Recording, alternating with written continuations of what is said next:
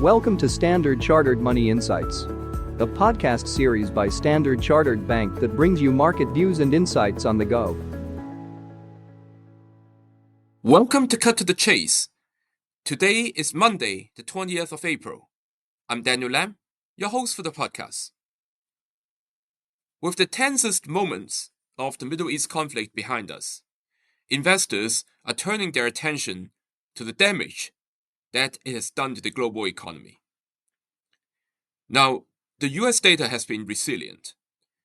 For example, the April Philly Fed survey beat estimates and pointed to resilient manufacturing activities despite the energy shock.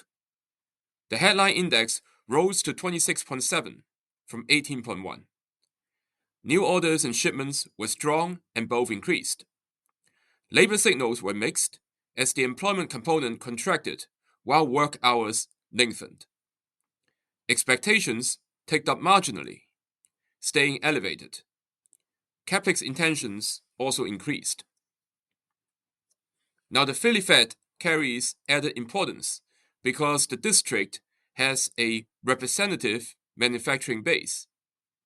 It is in line with other recent data, including the Empire Fed and the latest Fed Beige Book, which also pointed towards resilient current conditions in the face of the energy shock. Now, asset prices are reflecting this strength in the US economy, broadly recovering from the recent drawdown. But now, the focus will turn to how fast energy prices are going to normalize, or mostly normalize, as it would not be logical to assume that it would go down completely to the levels before the conflict. This is because a key market moving factor will be the US midterm elections in the latter part of this year. A prolonged Iran shock raises the odds of a Democrat Senate victory. The Hormuz-driven inflation spike has not yet fully transmitted to the broader economy. So while labor markets and activity data stays resilient, ripple effects on food prices and consumption are still ahead. So if economic damage were to be delayed, Republican prospects could get worse further. If front-loaded, the worst may already be priced. So these outcomes are path-dependent and very difficult to see through.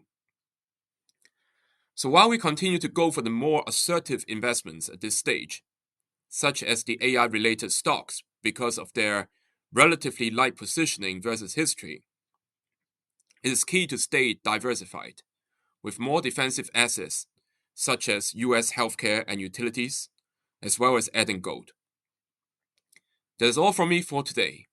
As always, if you enjoy this podcast, please don't forget to rate and like it. Thanks for listening, and we wish you a happy day ahead. Thank you for listening to Standard Chartered Money Insights, a podcast series by Standard Chartered Bank. For more details, visit Market Views on the Go on our website or click the link in the description.